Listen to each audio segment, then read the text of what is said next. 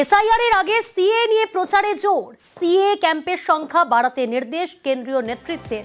সুস্মিতা রয়েছে আমার সঙ্গে। সুস্মিতা, এসআইআর এর আগে বিজেপির কেন্দ্রীয় নেতৃত্বের কি স্ট্র্যাটেজি?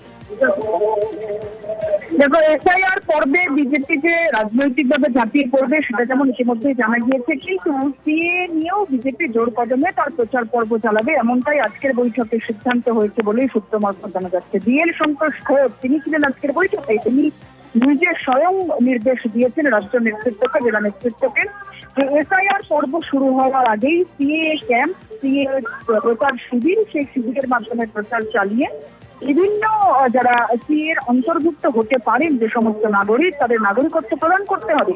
শুধু তাই নয়, সেই ক্যাম্পের সংখ্যা বাড়াতে হবে, কোন রকম বাধা আসলে প্রতিরোধ করে তুলতে হবে, মন্ডল স্তরে তৈরি করতে হবে কমিটি, যে কমিটি রিপোর্ট পাঠাবে প্রতিনিয়ত, মাস ভিত্তিক রিপোর্ট পাঠাতে হবে কেন্দ্রীয় নেতৃত্বে। কি সেই রিপোর্ট, কতগুলি ক্যাম্প তৈরি হলো, সেই ক্যাম্পে মানুষের সাড়া কেমন মিলছে, সেই সমস্তটাই গোটাটাই খতিয়ান হিসেবে, সংখ্যা ভিত্তিক খতিয়ান হিসেবে সেটাকে তুলে ধরতে হবে রিপোর্ট আকারে কেন্দ্রীয় নেতৃত্বের কাছে। শুধু তাই নয়, বিভিন্ন এলাকা বেছে দেওয়া হয়েছে। উত্তরবঙ্গের বেশ কিছু এলাকা, সীমান্তবর্তী এলাকা, বনগাঁ, রানাঘাট, নদিয়া, এই সমস্ত সাংগঠনিক জেলা, সেখানে সিএ ক্যাম্প বাড়াতে হবে। মধুয়া অধ্যুষিত এলাকা, যেগুলিকে বিজেপি মূলত তার ভোট ব্যাংক হিসেবে মনে করে, যেগুলিকে বিজেপি মূলত তার শক্ত জমি হিসেবে মনে করে, সেই সমস্ত জমিকে ধরে রাখতে আগামী বিধানসভা নির্বাচনের আগে এসআইআর ইস্যুকে সামনে রেখে যেমন বিজেপি রাজনৈতিকভাবে লড়াইয়ের ময়দানে নামতে চলেছে, তার আগে সিএ ক্যাম্প, সিএ প্রচার শিবির এবং নাগরিকত্ব অ্যামেন্ডমেন্ট বিল বা আইন, সেই আইনকে তারা সামনে রেখে সেই আইন প্রণয়নের মাধ্যমে নাগরিকত্বের সার্টিফিকেট দেওয়ার মাধ্যমেও মানুষের মনে জায়গা করে নিতে চাইছে। আগামী নির্বাচনের আগে বিজেপির অন্যতম হাতিয়ার হিসেবে এসআইআর এবং সিএ কে সেটা একেবারে স্পষ্ট। সুস্মিতা, বেশ ছবি দেখাই এবার আপনাদের। চুচুড়ায় উদ্ধার রাশি রাশি ভোটার তালিকা। এসআইআর আবহেই গঙ্গার পারে উদ্ধার ভোটার লিস্ট। আরো বিস্তারিত জানাবে সোমনাথ রয়েছে আমার সঙ্গে। সোমনাথ, এসআইআর আবহাওয়ার এরই মাঝে গঙ্গার পারে উদ্ধার ভোটার লিস্ট, একেবারে রাশি রাশি ভোটার লিস্ট।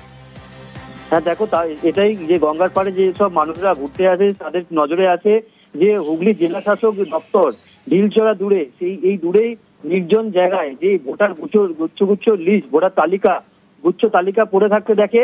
এবং বিকেলে চাঞ্চল্য ছড়া এই এলাকায় যে এই এসআইআর আবহে যে দেখা যাচ্ছে লুটুপুটি খাচ্ছে ভোটার তালিকার যে লিস্ট, যে এক গুচ্ছ লিস্ট ওই রকম নির্জন জায়গায় পড়ে রয়েছে। এলাকার যে বাসিন্দারা রয়েছে যারা ঘুরতে আসছে গঙ্গার পাড়ে, তারা জানাচ্ছে যেখানে এসআইআর এই আবহে এত প্রশাসন বা নির্বাচন কমিশন এত নজর দিচ্ছে, সেখানে এই লিস্ট কিভাবে এখানে এলো, কিভাবে পড়ে রইলো, যেখানে অনেকের নথি থাকে, এর মধ্যে যে ভোটার তালিকার নাম্বার থাকে, এগুলো সব থাকে, এই সব লিস্ট যেভাবে পড়ে রয়েছে তাতে কোথাও একটা প্রশাসনের নজর দেওয়ার দরকার আছে, এটাই জানাচ্ছে। এবং বিজেপির তরফ থেকে বিজেপি নেতা জানাচ্ছে ভোটার তালিকার আগে যে এরকম ধরনের যে লিস্ট ওখানে এসআইআর আবহে যে এরকম ভোটার তালিকা ওখানে পড়ে রয়েছে, সেটা প্রশাসনকে দেখা দরকার আছে।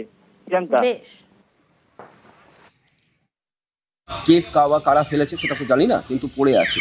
এটার থেকে যদি আজকে কেউ ধরুন জালিয়াতি যারা করে, স্ক্যাম করে, তো এই নথি থেকে নিয়ে যদি কেউ এটাকে অপব্যবহার করে, তাহলে কার দায় কার?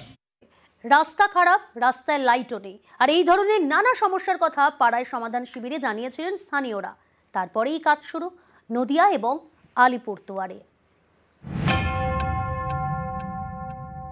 পাড়ার সমাধান ক্যাম্পে জানিয়েছিলাম, তারপরে এরা মিটিং বসিয়ে এটা রাস্তাটা হচ্ছে, আজকে কাজ শুরু হলো। আমরা খুব খুশি। আমাদের পাড়া আমাদের সমাধান রাজ্য সরকারের প্রকল্প। পাড়ায় পাড়ায় শিবির। সরকারি এই ক্যাম্পে গিয়ে এলাকার রাস্তা, জল, আলো এবং নিকাশির মতো নানা সমস্যার কথা জানিয়েছিলেন নদিয়ার বাসিন্দারা। তারপরেই কাজ শুরু।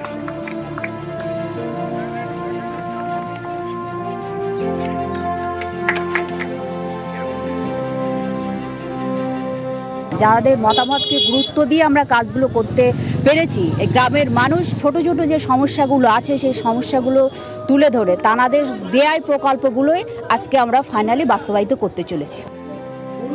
নদিয়া জেলায় মোট বুথ 4686। সব বুথেই আমাদের পাড়া আমাদের সমাধান প্রকল্পের ক্যাম্প বসে। অভিযোগ জমা পড়ে ভুরি ভুরি। সমস্যার সমাধানে 17 অক্টোবর থেকে একাধিক বুথে কাজ শুরু হয়ে গিয়েছে। রাস্তা সারানো, রাস্তায় আলো বসানো হচ্ছে। মোট 1427টি প্রকল্পের কাজ চলছে বলে জেলা প্রশাসনের দাবি। প্রায় 1014 মতন একসাথে স্টার্ট করছি। এইগুলি মানে আরও সব টেন্ডার প্রসেসগুলি স্টার্ট চলছে, তো এইগুলি আশা করছি আমরা জানুয়ারির মধ্যে সব করে দেবো।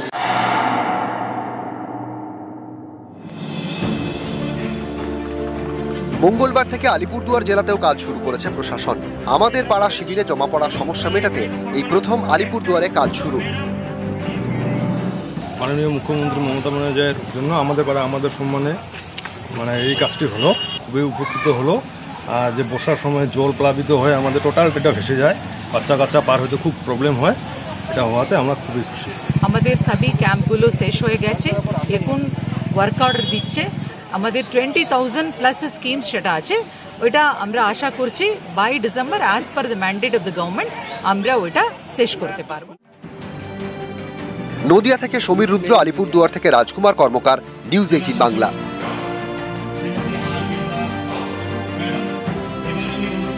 কালী পুজোর রাতে শব্দবাজির দাপট, পরের দিন দিওয়ালিতে শব্দ দৈত্যের দৌরাত্ম্য তুলনায় কম, তবে বায়ু দূষণের মাত্রা উদ্বেগের।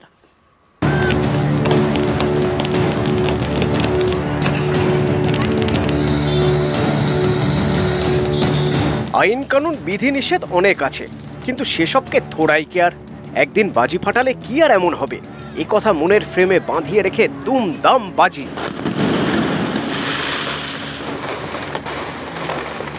সোমবার কালী পুজোর রাতে কলকাতা সহ জেলায় জেলায় শব্দবাজির দাপট। পরের দিন দিওয়ালিতে অবশ্য এর মাত্রা কিছুটা কম বলেই দাবি। সন্ধ্যের পর থেকে হঠাৎ দুমদাম ফাটতে শুরু করেছিলাম, আমি তখন ভাবলাম যে আবার শুরু হলো বোধহয়, কিন্তু কালকে কিন্তু সত্যি সত্যি গোটা ব্যাপারটাই সংযত ছিল। এর কারণটা অবশ্য সত্যি সত্যি আমার জিজ্ঞেস করলে আমি জানি না, এটা মানুষের সচেতনতা নাকি এখানে পুলিশ থেকে কোন রকম ইন্টারভেনশন হয়েছিল, এটা আমার জানা নেই। কালী পুজো বা দিওয়ালির বেশ কিছুদিন আগে থেকেই আমাদের সবকটা থানার তরফ থেকে নানা রকম রেডস হয়েছে। প্রায় 360 কেজি বাজি সিজ করেছে বিধাননগর পুলিশ কমিশনারেট এরিয়াতে। 11টা স্পেসিফিক কেস করা হয়েছে। ডিসি লেভেল থেকে down the line up to ICs বা থানা থেকে শুরু করে সবাই মিলে কিন্তু আমরা রাস্তায় ছিলাম, বিভিন্ন জায়গায় পেট্রোলিং করছিলাম। আমাদের কিন্তু নজরদারি চলছে। মঙ্গলবার দিওয়ালির রাতে শব্দ দূষণে কলকাতাকে ছাপিয়ে গিয়েছে একাধিক জেলা। দিওয়ালির রাতে কলকাতার সর্বোচ্চ শব্দমাত্রা ছিল 97 ডেসিবেল। পূর্ব বর্ধমানের মেমারি এবং নবগ্রামে সেটাই ছিল 100 ডেসিবেল। কোচবিহারের দিনহাটায় 100 ডেসিবেলেরও বেশি। 2 ঘন্টা টাইম ছিল, 8টা থেকে 10টা। এবার 10টা থেকে রাত্রি 2-3টে অবধি যদি বাজি ফাটানো হয় 125 ডেসিবেলের বাজি, এবং একসাথে যদি 10 জন লোক ফাটায়, তাহলে সম্মিলিত শব্দ যেটা অ্যাকোস্টিক সাউন্ড হয় সেটা ভয়ঙ্কর হয়। কারণ শব্দবাজিতে যেটা বলা হচ্ছে যে ফর্মুলেশন করা হয়েছে, এটার থেকে আরও নতুন করে ফর্মুলেশন দরকার। সিএসআইকে মাথা খাটাতে হবে যাতে ফর্মুলেশনটা আরও কঠিন করা হয় এবং যাতে ধোঁয়াও কম হয়, শব্দটাও যাতে কম। শব্দ দূষণ কিছুটা রোখা গেলেও বায়ু দূষণের মাত্রা উদ্বেগের। মঙ্গলবার রাতে সল্টলেক এবং নিউ টাউনে এয়ার কোয়ালিটি ইন্ডেক্স অর্থাৎ বায়ু দূষণের মাত্রা ছিল 350, ভিক্টোরিয়া মেমোরিয়াল বালিগঞ্জে 300, দক্ষিণ কলকাতার পদ্মপুকুর এবং টালিগঞ্জে ছিল 200। বায়ু দূষণের এই মাত্রা কোনোটা খারাপ, কোনোটা খুব খারাপ শ্রেণীর মধ্যে পড়ে। এই দুদিনে যা দূষণ বেড়ে গেছে সেটা ভয়ঙ্কর। বিশ্ব স্বাস্থ্য সংস্থা বলছে এই যে সূক্ষ্ম ভাসমান ধূলিকণা কোনোভাবেই 15 মাইক্রোগ্রাম প্রতি ঘনমিটারে হওয়া উচিত না, সেখানে আছে 200, মানে অন্তত প্রায় 15 থেকে 20 গুণ বেশি আছে। এতে সবথেকে বেশি ক্ষতিগ্রস্ত হচ্ছে যারা বয়স্ক লোক আছে, শিশু এবং সন্তান সম্ভবা মা যারা আছেন। নিউজ 18 বাংলা।